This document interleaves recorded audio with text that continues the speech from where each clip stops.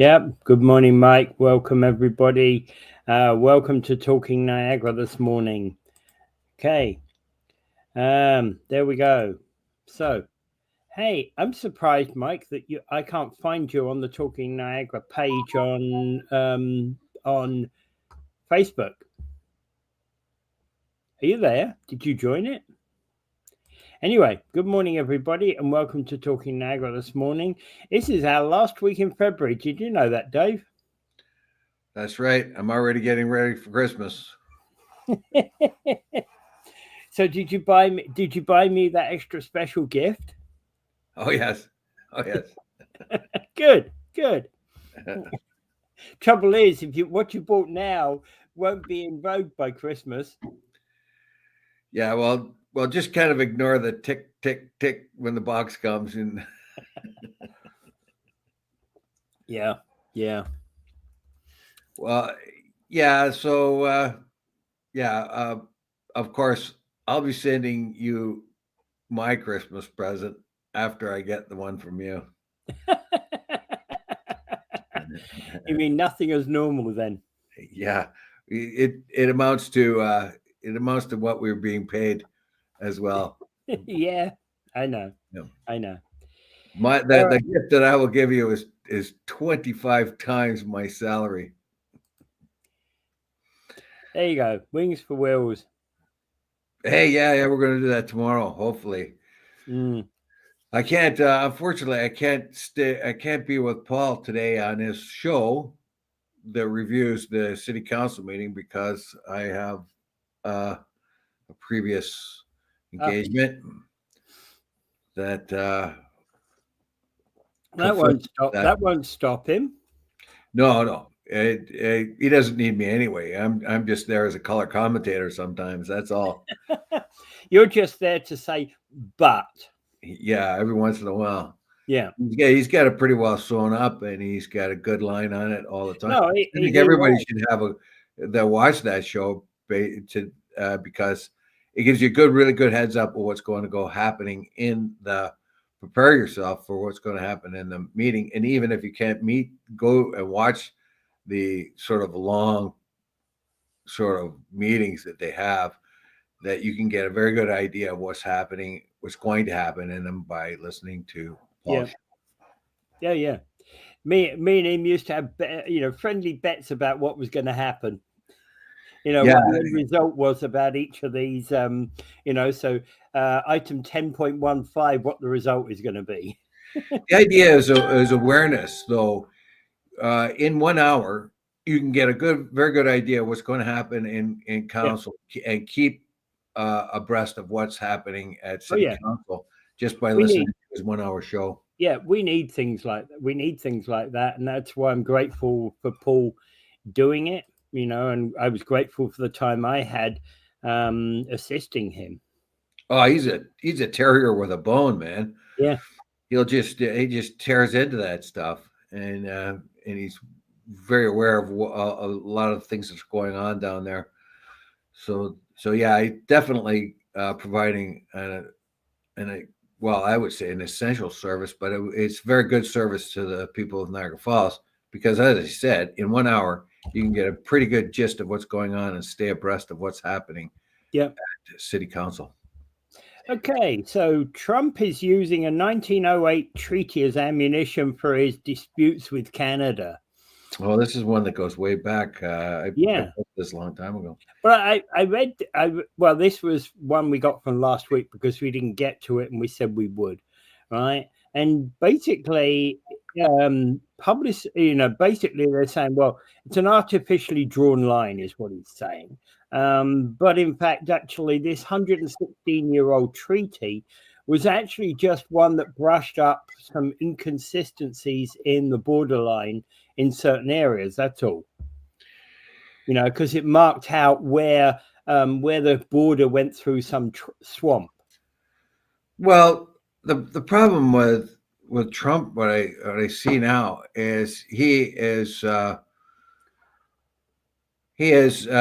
denouncing just about everything, all different treaties, everything. And I mentioned yesterday that some commentator, not or last week, I meant that some commentator said Trump is getting kind of Orwellian when he says white is black.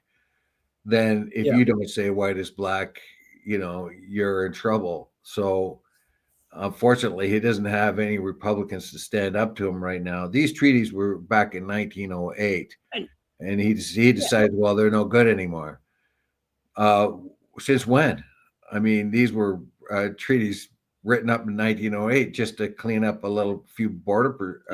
Exactly. There was, well, let's not call it skirmishes, but there were probably what they were looking at was inconsistencies where somebody pointed out an error on the border and said, hey, the only way you can get to this piece of land, in America was through Canada.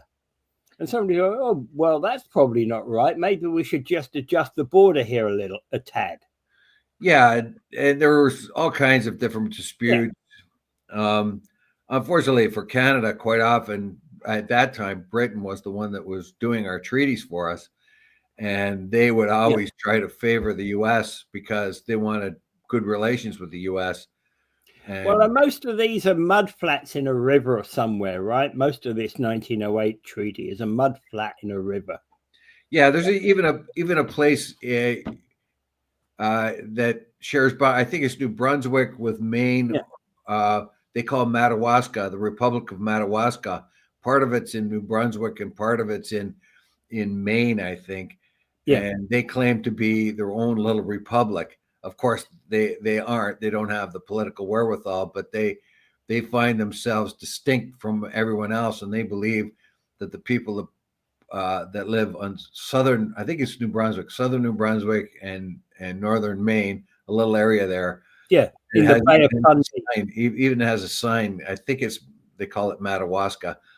It says, "Welcome to the Republic of Madawaska." And they don't like Canada. They don't like the States. They like each other. Yeah. And this is in the Bay of Fundy, I believe. Oh, the recent one, the recent dispute? Well, this particular, no. I'm saying this particular island you're thinking about, I think, is in the Bay of Fundy. No, that's a different one altogether. Yeah. Yeah, there's an island, a Canadian island you cannot get to without going through the United States. Well, out west, a peninsula out west in the in BC, just a little peninsula that happens to stick slightly below the 49th parallel, and the people of Washington State have to traverse through Canada to get to it. Yeah. And half the people there that live there are Canadians and half are Americans, and they also feel themselves rather distinct. There's another one also where there's this guy owns two islands. On one island is his house, which is in the United States. On the other island is back lawn, which is in Canada. Yes, you remember back in 1908, the amount of wilderness that was here and the disputes. They had a lot. There was long-running disputes, and even Vermont wanted to separate from the United States and be its own country. The famous Green Mountain Men. So there are aspects of the northern parts of the United States that feel more affinity with their Canadian neighbors, direct Canadian neighbors, as the other way around as well. Yeah, where a lot of Canadians living in the southern parts of Canada feel more of an affinity for their neighbors right across the road that happen to be in another country. Yeah. Oh yeah, and but the thing is, in drawing up any international border, the border between Germany and France, for example, has been generally defined by war and reparations after the wars. Well, Germany and France that goes back hundreds of years, a continuous back and forth, particularly the Alsace-Lorraine region. Yeah, exactly. That's traded hands several times over the years. And the irony is that of those two regions, it's the one that's closest to Germany that's the more French speaking. It's the one closest to France that's the more German speaking. Isn't it? It gets, and then of course there's Belgium with the Walloons and Well, Belgium's got more in and common with Netherlands than it does with either of the other countries. well, they have the Walloons and the Flanderns. Flemish, yeah. The German, the Walloons are the French speaking, and the other is the German speaking, and they have continuous gripes. I've been in Brussels. Brussels is a mainly French speaking city, but it's that's surrounded by German speaking towns. Yeah, that's another irony, of course, is that the Flemish speakers are more in the north and the French speakers are more in the south. Yeah.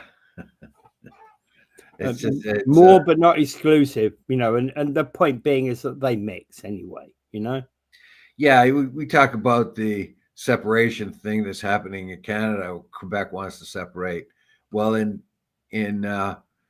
Belgium, there's a German effort to divide Belgium into German and French, and have two separate countries.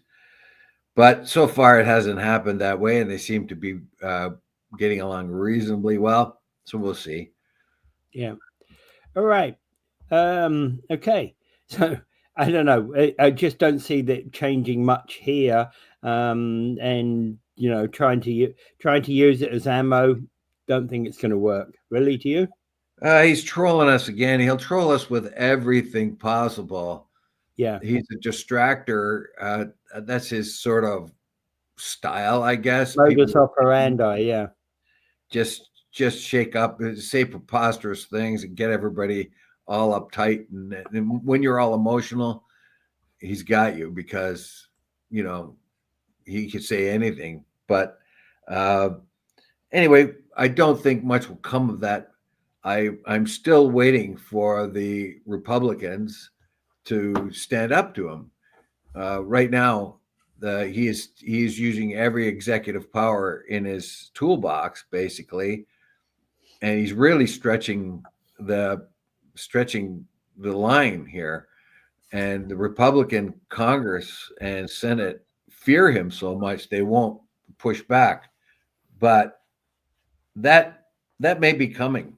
That may be coming. The Republican harem of the willingly subservient may change because I think a lot of them don't like what was happening here, and that's their job. Their job is not supposed to be to line up behind the president automatically. No. But in this particular case, because he has so much power. Well, it's the same with the Supreme Court. I don't think the Supreme Court is by any means going to just, kowtow down and follow him. It depends. If that Project 2025 goes forward, the whole idea of it is to replace everybody in every possible aspect of government with loyalists, Trump loyalists, so that they can establish a very powerful mandate, however one-sided. If the Republicans let that go along, then they're going to be stuck with a president in 2028. Trump will find a way of getting around the Constitution. It's we'll see. But the thing is being screwed up, like the Doge thing that everybody celebrates down the Republican. Oh, look what a great job they're doing and all this. Well, we mentioned last week that $50 million that was going to Gaza for condoms was wrong. It was just a complete, I don't know if it was a lie or just a complete screw up. Misinformation. Yeah, because the $7 million goes to the Gaza district of Madagascar. The $50 million and the $50 million figure is for all of Africa for HIV. That includes not just condoms, but other means of fighting HIV. But I bet goes to Madagascar, the Gaza district of Madagascar, which has a very terrible outbreak of HIV. And I bet before last week you didn't even know there was a Gaza district of Madagascar, did you? No, but it turns out there's Gazas all over the world. Yeah. And what Yeah. Doge just saw Gaza and said, Spelt in "Oh my different God!" ways. Yeah, spelt in different ways, of course. Probably GASA or something like that. Yeah, and this business about millions of people on Social Security that shouldn't be there because they're already dead long ago. That's a bunch of rubbish. Like they say these things, but it has no foundation in truth. Also, that big limestone mine that Musk was talking about, it takes so long for the elevator to go down that adds to the amount of time it takes to retire a federal employee. That's not the case at all. There is massive amounts of paperwork that has to be done by a bunch of different agencies that is time consuming. That is the problem with retiring people. Nothing to do with the limestone mine at all. And Kip Finn is making the point that all Trump is doing is trying to using the threat of tariffs to get us to tighten up our border security and get cracked up on crime. Weak Canadians just want to bitch and not address the problem. Well, why didn't he just come knocking on the door and say, "Hey, look, we have a common fentanyl problem. Let's get to it"? No, he didn't. What he did is he shoved the gun up our nose and said, "Look, do what I tell you." I don't think it has a whole lot to do with fentanyl. When less than 1% of the fentanyl in the United States, and that is U.S. figures, comes from Canada, I agree that we should crack down on our fentanyl producers here, but why aren't they cracking down on their own in the States? Why aren't they stopping cocaine and other drugs coming from the United States into Canada? So it's a two-way street here.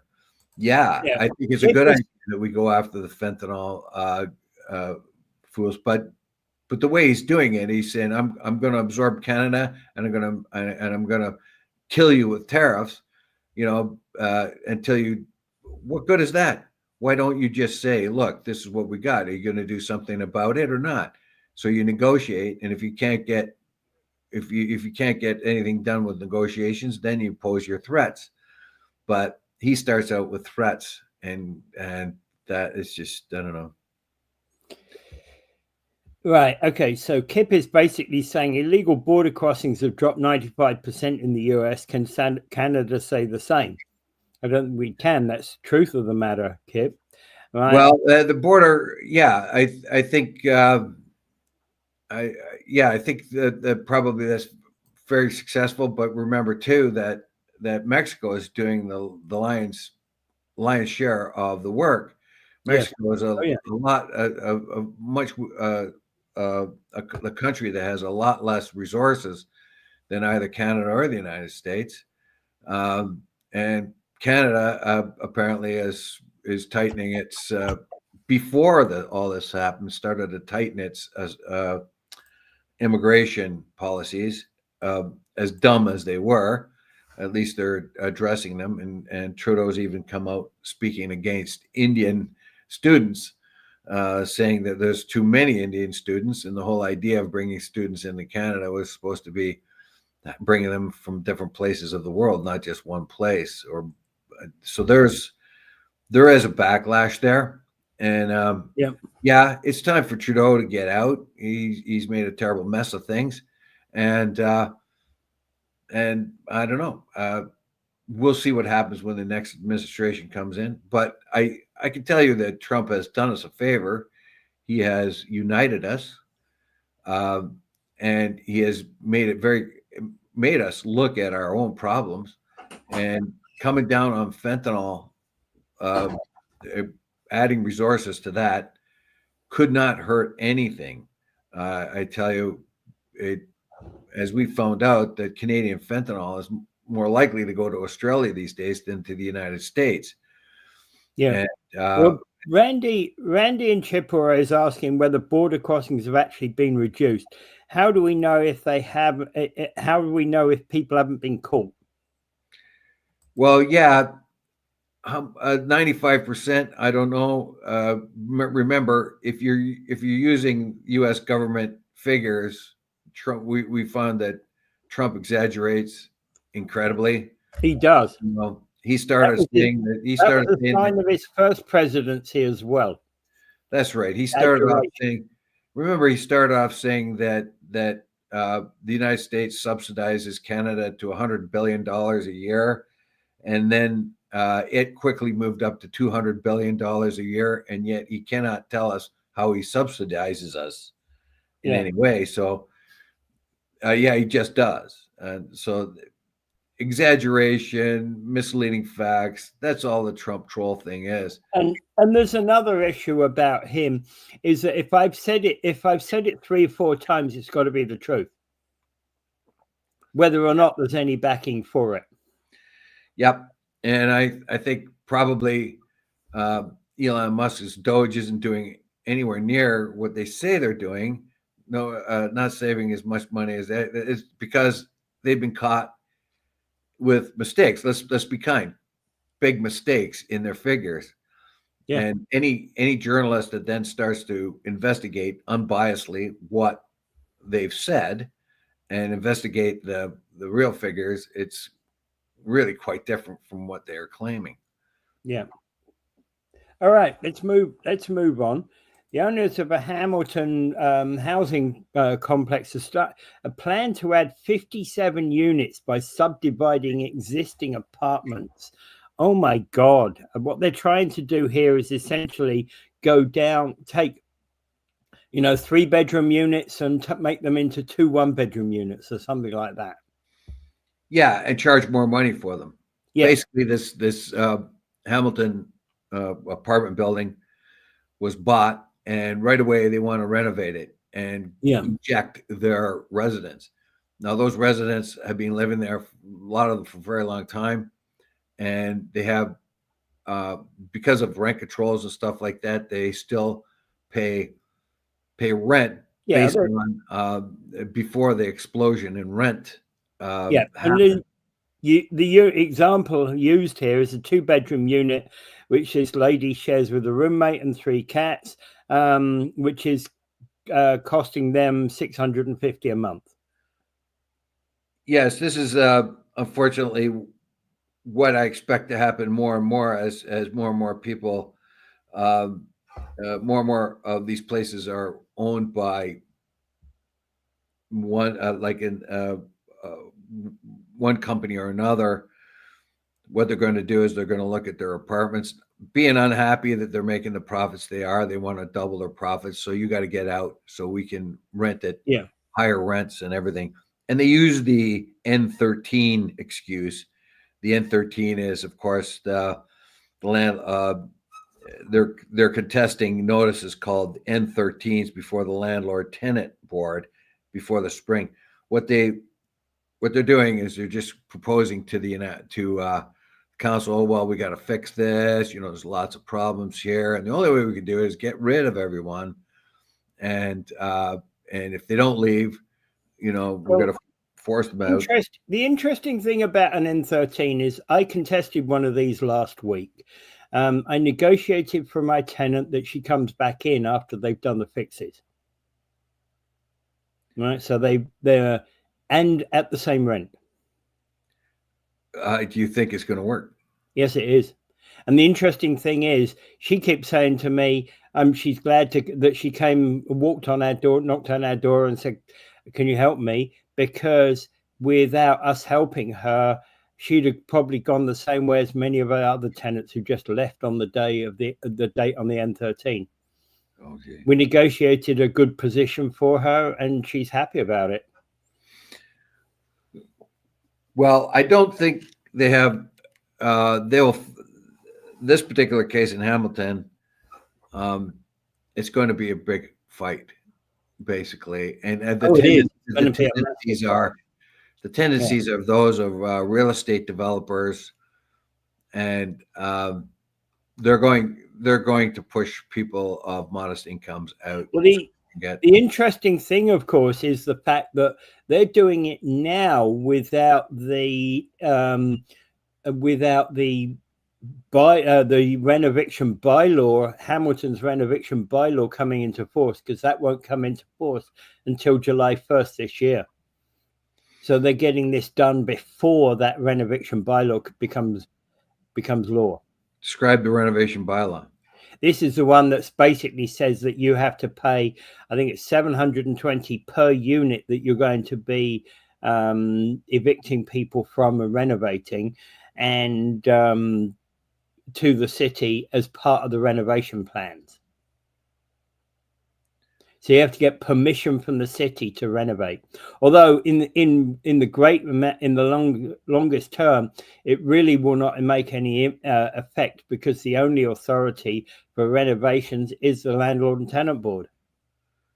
Yeah, well, it's coming. It's coming to Hamilton City Council first, but I don't know how much, if it's legal for them to do what they plan to do, even if it's unethical and immoral. It might well be legal, even if it's unethical. Without looking on an individual case-by-case basis, it's not easy to know.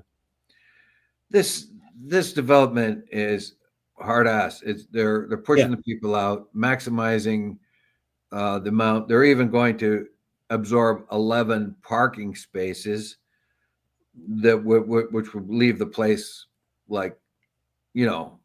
lacking in parking spaces. Yeah. Well, when you've got 50 odd more units, you're taking away 11 parking spaces. Yeah. This is where capitalism has a real problem. It has no heart. So you have an apartment building and it's full of tenants, and you're making money off of them. You make money. You've bought an apartment that brings you wealth. Suddenly you say, well, okay, I don't give a damn about anybody that's living there. I'm going to make it so that I'm going to make double the money out of that. And this is what I'm going to do. I'm going to say, I need these renovations, kick everybody out, do the renovations. That tells you to charge rents at current levels rather than the levels secured previously, and just throw them out. And that makes perfect sense in a capitalist system where you're going to make money. The object is to make as much money as possible. But the moral and ethical sense here is like you're pushing people out onto the street and making it very uncomfortable for people of modest incomes that may not have another place to go. That doesn't factor into this at all. And so that is a big problem with capitalism. There is no moral. It is how much money you're going to make, and it doesn't matter how you make it. Yeah. That's where regulations have to come in. That's where the city council or other. Yeah, go ahead. Yeah. And we used the example just a minute ago of this lady who's in there at, what was it, 2-bedroom unit at $650, right? And at the current room rate for Hamilton, a rentals.ca says the average 1-bedroom apartment rent in the city is renting for $1,720, with a typical 2-bedroom at $22,077. So that's basically what they're looking at, is the fact they can jack that $650 rent up to $2,077, or more correctly, get 2 times $1,720 out of it. Yeah. So as a pure business case, yeah, it makes sense. Throw the people out, renovate, and make way more money. But on a human level, where does the human level come in? I've bought this building. I'm making money every month. I'm making money from rents, and but I see a way of getting a whole lot more money out of it. Now, this isn't a factory or some other, or a mine or something else where you can make it more efficient to make more money. These are people. Yeah. People. These are homes. Yeah. So there is a whole different system. You know what I mean? Seriously, you should not be allowed to do that. It is contrary to human value. We got, Nancy. Good morning, Nancy. She's from Cleveland, right? Yeah. How are things down in Cleveland? She said it's warming up in Cleveland. Oh, Okay, send some of that warmness up here. And don't tariff it.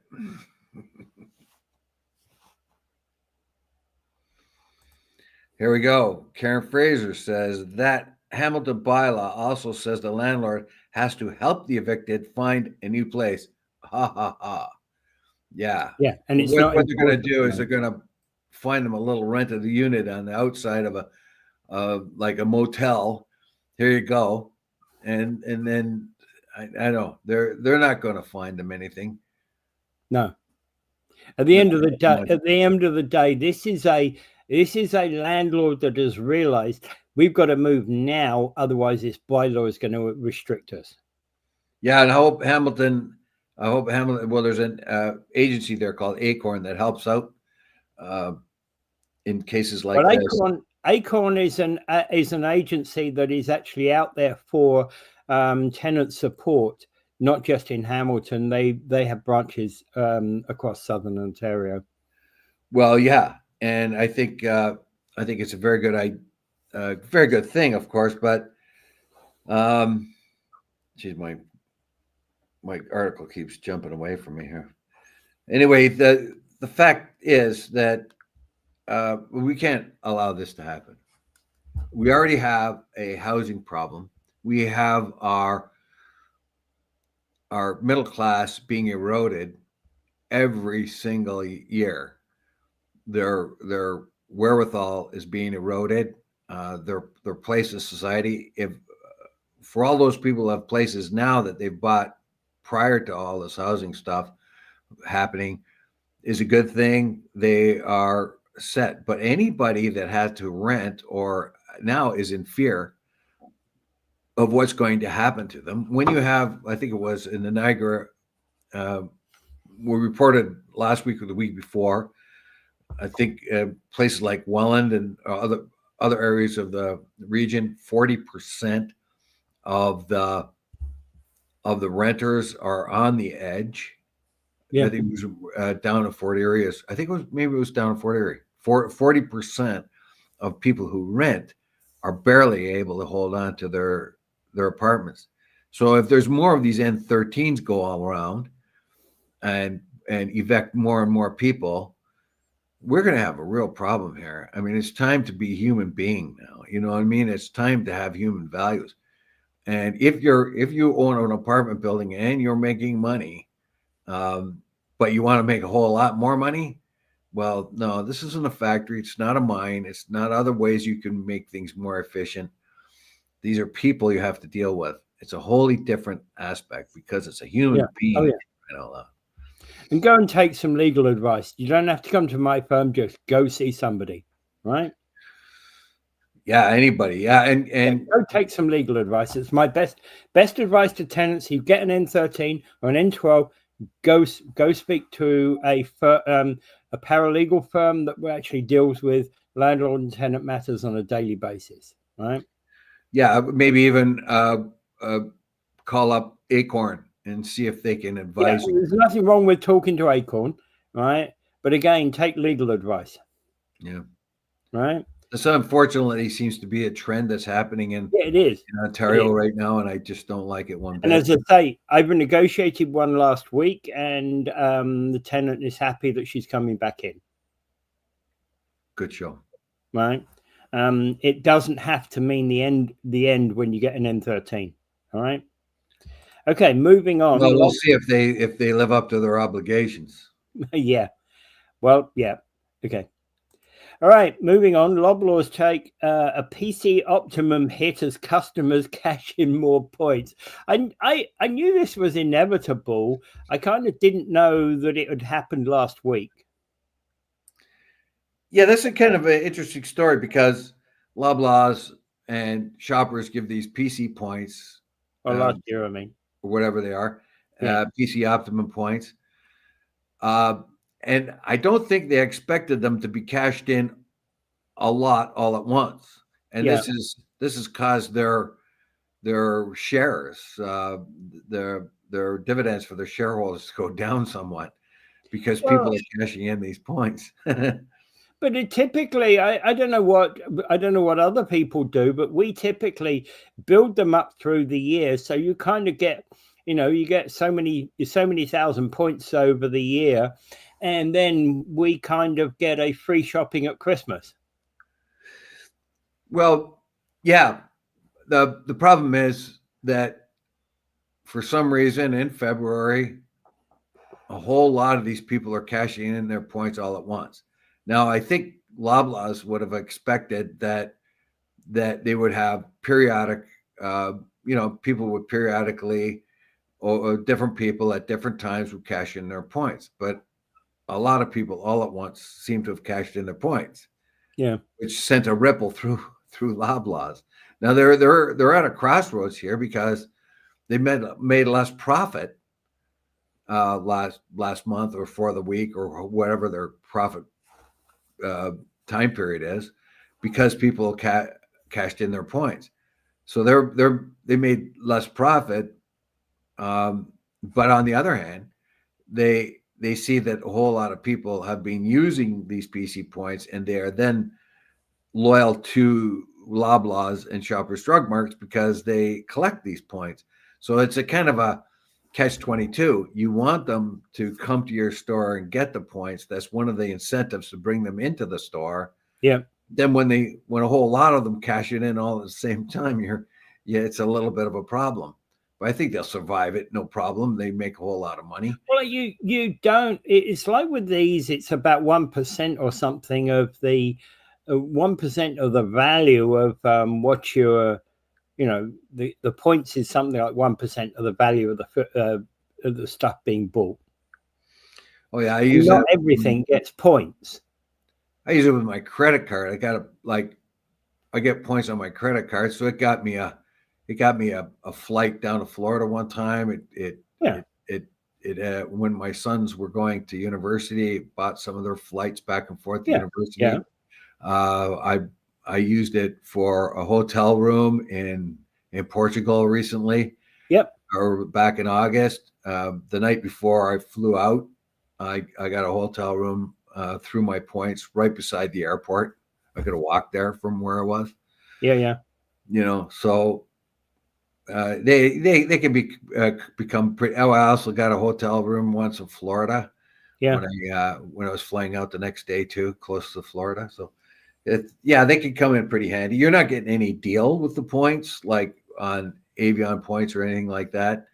But if you accumulate them, you still get a hotel room, and you're paying more for it than you would if you paid cash for it. But still, the points are there, and you've accumulated them. You see, that's the thing about loyalty cards. The whole point about loyalty cards is you buy the ability to actually monitor what people do for their shopping, how people shop, what their shopping habits are, by giving away free points, free cash. Essentially, there's a deal that most people go into that is all about that, that understanding your customer, or greater understanding of your customer. Well, yeah, the PC points, kind of like it used to be the coupon cutters, the ladies that scanned all the papers and cut out the coupons and reduced the cost to their family on food and drugs and so on. But now it's the PC points, and it's easier for them to collect them. And it's easier for them to spend them. Yeah. And the typical person, I suspect, probably does what we do, which is build them up during the year and spend them towards Christmas or birthdays or something like that. It could be. It could be just a period of time where you're maybe out of work for a while, or you're skinned because of Christmas. Yeah, and you use them thereafter. Yeah, exactly. Well, the other thing that interesting that loyalty cards exist in most countries in the world. The flight I got from Britain to Canada earned me a fantastic amount of nectar points. Nectar points. That's a UK brand of point system. It's fantastic amount of nectar points, except I couldn't spend them because I Well, wasn't in the country anymore. do you transfer them to somebody else, like give them to your brother or something? You couldn't. It wasn't permitted under the nectar point rules. So I had like 100,000 nectar points, that couldn't be spent. If I'd Oh, have gone back to England for something, I could probably taken my nectar card with me and bought something for free. well, keep that in mind the next time you go back to the old world there. And Trouble is, there of course they have time limits, don't they? Most of these cards. well, they're not supposed to. Like when they give coupons and stuff like that, most of the stores around have been chastised for putting limitations on the coupons. If Yeah, they they have. advertise Yeah. that, they have to. But I don't know what it's like in the old world over there. But Yeah, no, I don't. I'm not so sure either, but I'm just estimating that they probably have. I probably wouldn't be able to find my nectar card right now anyway to take it back and spend it. yeah, so here is like the customers redeemed more than $1 billion worth of Optimum points in 2024, according to Loblaw's annual report. There are almost 17 million active Optimum users. That must be countrywide. The strength of the program caused the grocery retailer to take a non-cash charge of $129 million in his fourth quarter that drove profits lower year over year as the company reevaluated the program's liability for outstanding Optimum points to reflect its higher use. Like I say, they're in a catch-22 situation. People accumulate them, and in this particular case, it looks like the last quarter, and it affected their profits. So what do? You give the Optimum points because you want people to come into your store, and then they accumulate them, and a bunch of people cash them in. Well, that tells you what's happening in 2024, doesn't it? People were using up their Optimum points because they're skinned. Yeah. There's money out there. Yeah. And as I say, I think that there's an element of probably the people doing what we do, but then there's the element of people who do who've been saving them for the rainy day, and it's the rainy day that came in 24.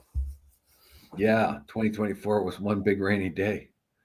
Yeah, that's what it looks like anyway. Okay, so moving on. 5 Niagara-on-the-Lake hotels made it to the top 100 hotels in Canada list. Yeah, I don't think these ones are designated as refugee hotels. Oh no, certainly not. Yeah. No, we're talking about Pillar and Post, Harbour House Hotel, White Oaks Resort and Spa, and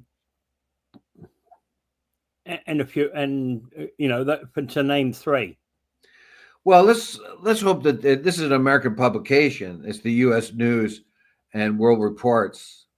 So I hope that our American friends, right, and I'm not, even Republicans, but our American friends come up here in droves because their dollar is worth a whole lot more than ours. Ours is now going to third world levels almost, and they can bring their Yankee money, come up here and stay in these hotels and have a good time.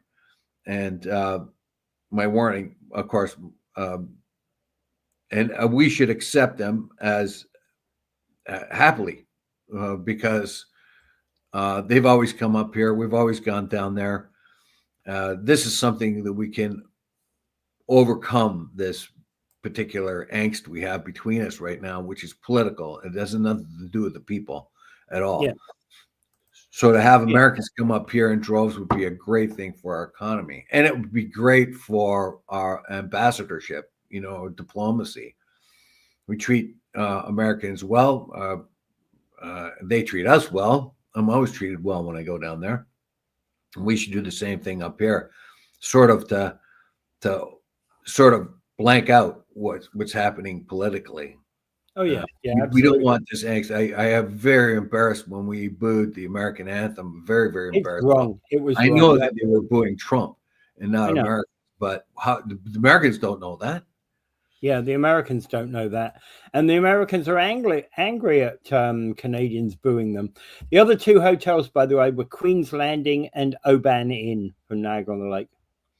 Yeah, Loblaw has always had a long history. The original Yeah. one was burned down. I remember I used to take girls I was dating. I would go there. You know, and I always get pretty fancy. You know, it, Yeah, it would open a door or two. yeah, but it burnt down. I remember, sadly, the place burned down. It was a wires behind the walls, and that was unfortunate. But it burned down, it got rebuilt. There are a lot of good places in Niagara-on-the-Lake. It's beyond my ability to pay. Recently, my sort of sister-in-law or daughter-in-law, basically, was there. She worked down there in Niagara-on-the-Lake, and she was because of the snowfalls that were happening. They wanted all the staff to stay there, so they gave them all rooms, and the rooms were quite nice. But if they ever had to pay for them, it would have been insane. She told me what the cost of a nice room, but it was insanely expensive. Like you're talking like $400 or $500 a night. yeah. Well, there are a lot of high-ranking hotel rooms in Niagara-on-the-Lake. You know, some even higher than that. Well, it's just yeah. So it's not exactly your average person's place. Yeah. I don't know what where a regular person would stay. The interesting thing is you've got Queen's Hotel and Spa was 160 off on the list. Shore Club 111th, Riverbend Inn and Vineyard 148th, and Prince of Wales Hotel 154th on that list. Yeah, they wrecked the Prince of Wales terribly. I'll never forgive them. That was a great watering hole. They had a tap room downstairs where the workers and the farmers would go drinking, and I'd go drinking there sometimes. They had an excellent tap room, just like the Queen's, but a little smaller. And they changed it into that hideous thing they call a hotel. But anyway, bring back the tap room, man. Yeah. But they highlighted more than 31,000 hotels across 400 global destinations in this report. There you go. Hotel rankings. Yeah. I think we always celebrate these successes like this, right? Well, if it entices our American cousins to come up here to enjoy a holiday, that would be great. Yeah. And maybe we can get to diffuse some of this angst between us. Yeah. This enmity that politicians just love to fire up. Okay, so Israel's PM says the release of hundreds of Palestinian prisoners is likely to be indefinitely delayed. These two, like Hamas and the IDF, are the same. They play these stupid games. They have been playing these stupid games for years and years and years. Like the Hamas Hamas delayed some of their prisoner swaps, but it's good to know. It's interesting to note that it's just not Hamas that holds them. There's 7 different Islamic groups that were part of that raid into Israel. That stupid raid. That talking about dumbest thing of dumbest and coldest. Anyway, so they went in and they brought these people back, and then they had delays getting them back. But that's because some of these other groups are a little bit more fringe, and it's hard to find out where these people are, I believe, and who's holding them, if they're held by a different group, like a different Islamic group. Like I say, Hamas is only one of 7 in Gaza. I feel really sorry for the Palestinian people, man, in Gaza. They have to put up with those people. But anyway, so now Israel's going to do the same thing. It had 620 prisoners on their way to be released, and then decided they're not going to do it after all, turned around and delayed the release of 620 because they felt that they were humiliated by the ceremonies that happened when Hamas released the other ones. But they were the Red Cross agreed with them on that. Hamas was using the release of the hostages for propaganda purposes, and made it look as if the hostages loved them and all that. So there is a point to that. But what it is, there's 620 Palestinians prisoners, and the Israeli army holds these prisoners without legal representation. They grab them, they put them in the prisons. They're not permitted to have legal rights, and they can be held without legal representation. So most of them are just your average Joe dude. In amongst them would be some hardened Hamas fighters or criminal type. Most just the wrong person in the wrong place at the wrong time. Yeah. So when we saw what they did, they were just grab every Palestinian they saw on the street, make all the men take the clothes off right down to their briefs, tie them up, and then put them into prison. But most of those people, of course, had nothing to do with Hamas. They were just trying to dodge the bullets. But the Israelis didn't know who was who, so they take everybody. Yeah. It's rather like the cop who says, wasn't me that's fighting, it's him. And he takes this guy anyway. Yeah. And I get it, because you don't sort the mess out at where the fight is occurring. You sort the mess out afterwards, right? I suppose. But the ceasefire is on tenuous ground. And I am very afraid of what's going to happen when the very last Israeli hostages is released back to Israel, because then they would have no reason not to start that BS all over again. They want to ethnically cleanse Gaza. They're always saying things like, you know what, we're bombing Gaza, so why doesn't the other Arab countries take them in?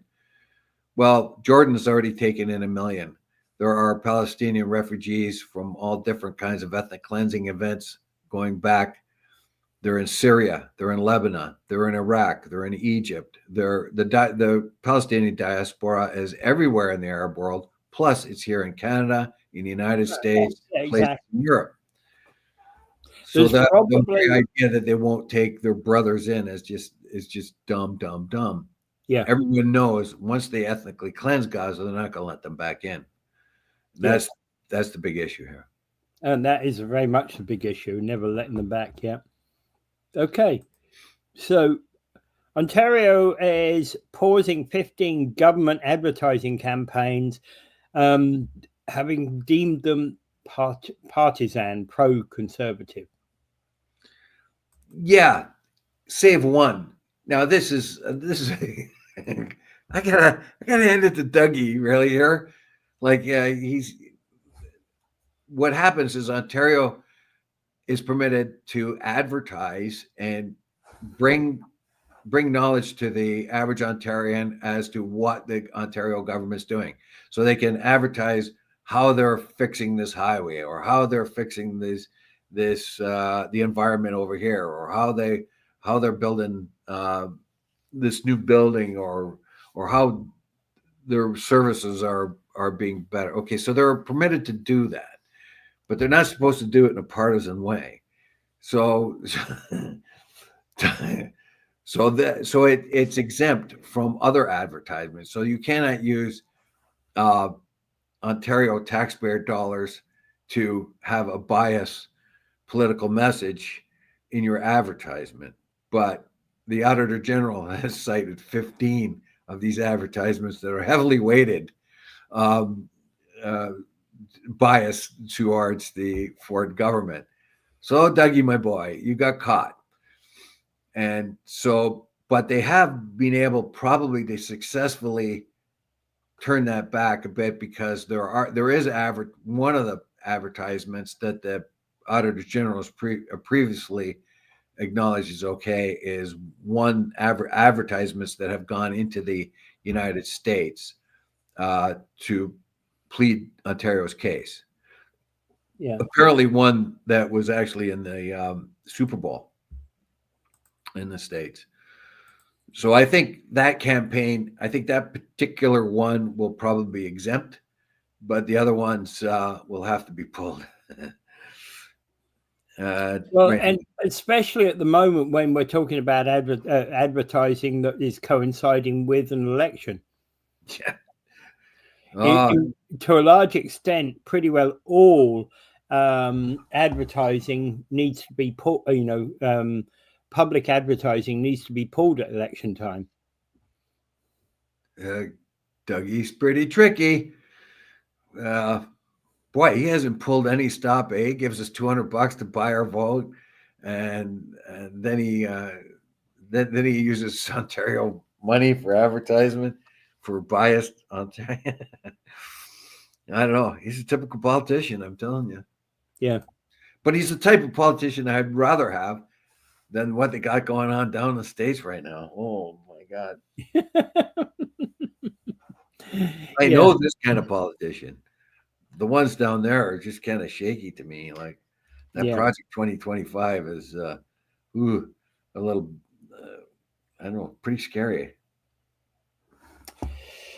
It'll anyway, we shall see as the year goes on, but I think things will not turn out as bad as they expect.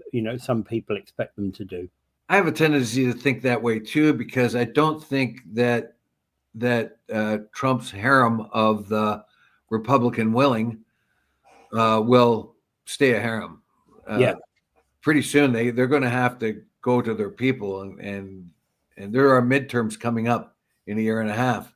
And they're looking at that. Am I going to get this seat back if he keeps putting tariffs on my people here and there? And when you have 30-something. Well, essentially what happens with the midterms is half the House gets re-elected at each midterm, right? Yep. And we'll see if he survives that. Yeah. But we have to wait that long. But I feel that the revolt resistance among the Republicans will begin. Because they've been shoved off to the side and just told to mind their own business and obey. That's not going to work for very long. Each one of those politicians has their own ambition. Yep. I hope. Right. Yeah. And we're talking about Ontario advertising here, as it happens. And the ironic thing here is that the only one that was of these adverts that was deemed acceptable was the Trump tariff one. Yes, I think they got the exemption on that one, but good old Dougie slipped in 14 other ones. Now he has to suspend them. Yeah. All right. God, I gotta hand it to the guy. I mean, man, he's like, he's been in for 7 years now, hasn't he? He's called a snap election, which he didn't need, and of course the snap election was coming anyway. But Trump just fell into his lap. Aha! Here's another good reason why I have to have a snap election.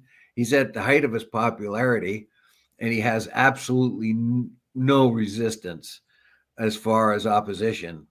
Crombie and Stiles just don't have any. Yeah. imagine. I I resent having to pay for an election, but on the other hand, I gotta say to myself, well, talk about political maneuvering.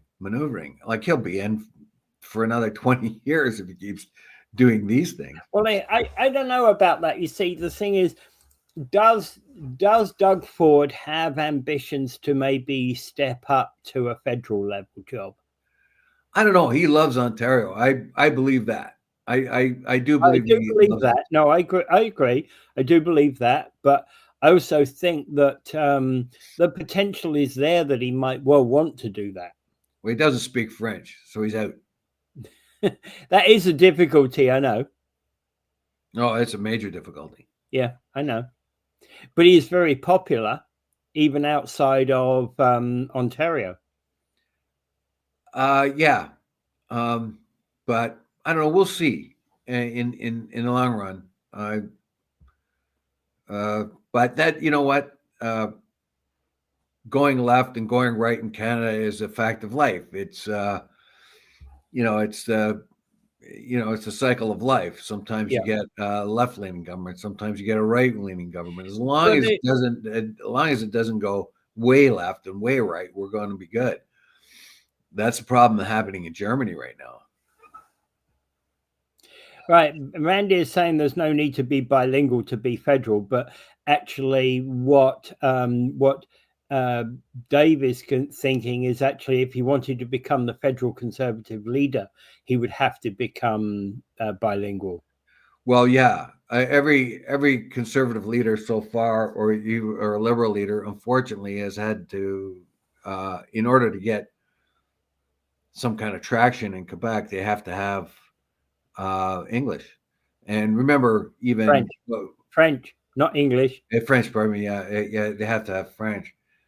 So that could be unfortunately, that could be a stopping thing. I don't know if Dougie's taking French lessons right now. Yeah, but that as would be an indication. Randy is pointing out, that's not a legal requirement. Not a legal requirement. No, it's not a legal requirement. Definitely not. No. Yeah. No, it's not. And others have tried it. When they've gone to campaign in Quebec, they've had a translator with them. Like Mr. Wonderful there. What's his name? The guy on the Lion's Den. That guy. He calls himself Mr. Wonderful. Yeah, he tried for a while, and he tried to be political, and he went to Quebec, and he had to have a translator. I don't see a problem if you've got a translator that's translating everything. Yeah, Kevin O'Leary. I know the guy you mean. Yeah. Okay. Yeah. So he tipped his toe into the political waters for a while, and when he was in Quebec, he had to have the translator. So that it was a problem for him. Admittedly, he even said. Well, you see, the thing is about it is, look, when you think about it, we complain about having leaders that are tried and tested. Whatever you might think about Doug Ford, he's tried and tested. He's actually been through the ringer. He's had the top job in Ontario. It's a tough job, but it is actually training ground for being prime minister, for example. And I'm not saying that he's going there. I'm just saying that, I'm just making that comment. It's very possible. It's very possible, but I don't know what's going to happen there. The election will most certainly go his way in a big way coming up. Yeah. Mostly because of all, like, he's survived a lot of controversies and bad policies, particularly with the green thing, and right now the people that messed up that green thing, the green deal, when they started selling to developers and found out that he had corrupt officials running it. He survived that. He's survived quite a number of things so far. So survivability is not a thing, and hopefully all those blunderings that happened in the first 5 years of his administration, he's got a hold of that now. So maybe, but he was very lucky because the opposition was not there, and it's still not there. So we don't have effective opposition. Yeah, and actually, maybe now is the time for him to move on up, if anything. Yeah, I expect that. Also, another take: Wayne Gates will most likely win again as well. Who's he fighting against? Ruth Ann Newstag will not come to a debate. Will not present herself to the press. Makes videos, but that's about it. So I've seen one of her videos. Interesting. I'm not so sure.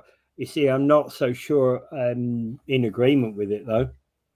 If you cannot come out and face your electorate in a debate or make yourself open to the press for hard questions, who the hell's going to vote for you?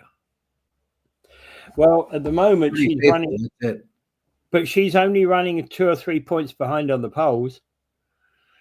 Well, I don't know. I don't really trust polls too much, but I grant that. I'm just saying what I've seen. I'm just saying what I've seen. Right? Okay. But when you consider the Liberals are kind of a distant third, I think the Liberals are only about 8%. Yeah, that would be votes taken away from Gates if the Liberals start to get stronger. But they're not going to get stronger because they flew in a candidate from Toronto. Yeah. Rampton, or I don't know where she came from. I can't even remember her name. I can't remember her name either. And no local liberal was prepared to take the job. Yeah. So if the Liberals were stronger in this area, it would take the votes away from Gates. And so, yeah, maybe Newsteg is riding the blue wave right now. Well, it's interesting. It's interesting what Randy asked you. Not a single poll has asked me anything yet. I've actually been, even before the election was actually called, I've had about 3 or 4. Actually, I've only had one Doug Ford one. I've had about 3 or 4 Pierre Poilievre things. And I had one yesterday from Merritt Stiles, and I said to her, yes, I'm supporting change, but I won't be supporting the NDP. Yeah, well, right here in Niagara Falls, we tend to vote for the candidate we like, not so much the party. As we see, we have a federal Conservative and a provincial NDP. Those two just don't jive. Yeah. Couldn't be farther apart. Yeah. So anyway, I think it's 8:08 and 8:09 now. So I think you got to go to work so you can pay your taxes so I can get my ODSP. Your ODSP? Not my I mean OAP or whatever. Yeah. OAP. Yeah, OAC. Sorry about that. Yeah, but you get most of your income off your union pension. Yeah, I got that union pension. Yeah. And thank God for the union, I got it. Which is one advantage you got, which I never got a union pension, never been a union member. Well, there are problems with unions, but they're still better than they are. The irony, of course, is that probably during my work lifetime, I probably earned more than union members did in any job that I worked in. But during my retirement years, there was no such thing as a retirement pension. So hey, I'm working till the cows drop. Yep. And that's good because people like you have to pay their taxes and support me. All right. Well, I support myself as well. Yeah. Okay.